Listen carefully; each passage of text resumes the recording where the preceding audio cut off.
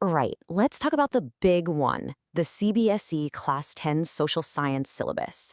Now, this is a subject that literally builds the foundation for how you see the world, your society, politics, all of it. But let's be real for a second. You crap open those books, you see history, geography, political science, economics, and you just think, whoa, where do I even start? If you're feeling a little bit lost, trust me, you are definitely not alone. It honestly can feel like you're standing at the bottom of a huge mountain, right? All these chapters, these dates, these big ideas, it looks like a massive climb just to get to the top.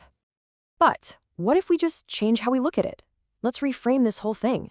It's not a mountain you have to climb, it's a quest to figure out the world you live in. And you know what every good quest needs? A map.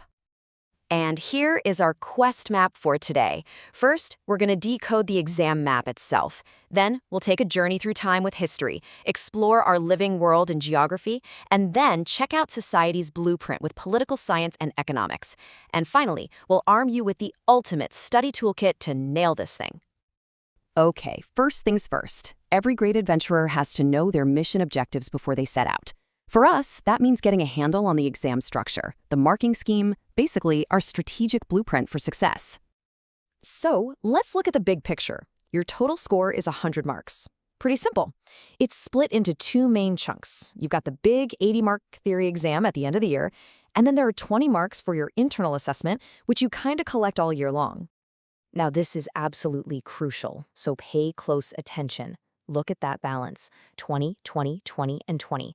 All four subjects have the exact same weight.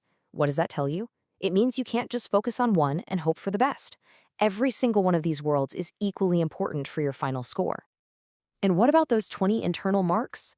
Well, the good news is they don't come from some single high-pressure test. Nope.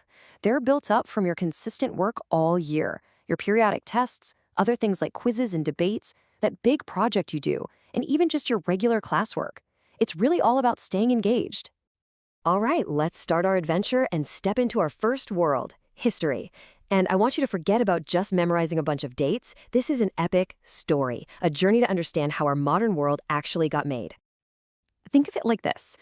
When you're studying something like the rise of nationalism in Europe, you aren't just reading about stuff that happened a long time ago.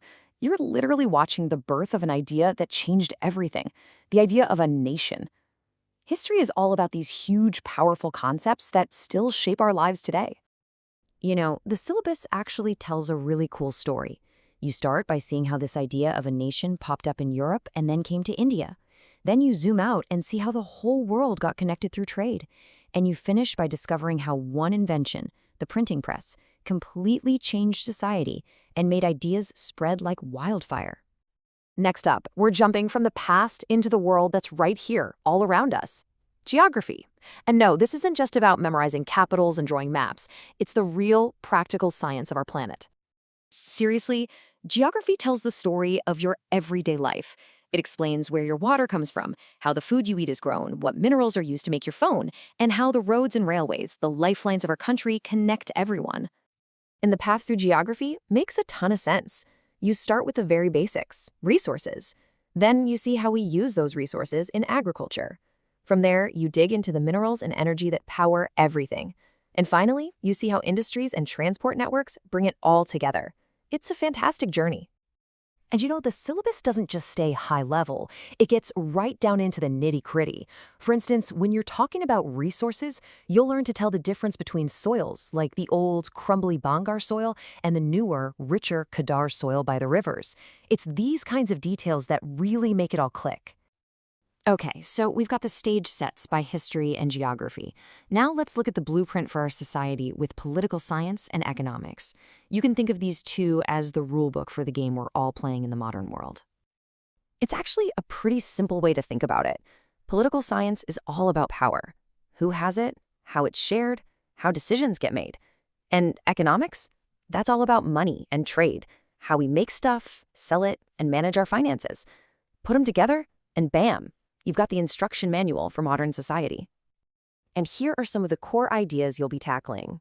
Over in political science, you'll get into things like power sharing and why political parties exist. Meanwhile, in economics, you'll break down the different sectors of the economy, figure out how money and credit work, and see what globalization really means. Okay, so you've got the map. You know the different worlds you need to explore. Now for the most important part. Let's get you geared up with the tools and the strategy you need to absolutely conquer this quest. Here it is, a simple, super effective, 4-step strategy. 1. Know your map. That's the syllabus. 2.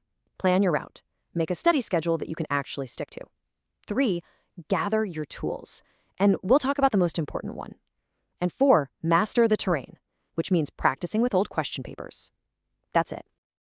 And speaking of tools, let me be crystal clear about this. Your NCERT textbooks are your #1 resource. They are the official map for this quest. Before you even think about looking at other guides or reference books, you have got to master these books inside and out. And at the end of the day, remember what this is all about. This whole quest is so much bigger than just getting marks on a test. It's about building a real, deep understanding of the world. It actually forms the very foundation of how you perceive, well, everything around you. It gives you the power to be an informed, engaged person.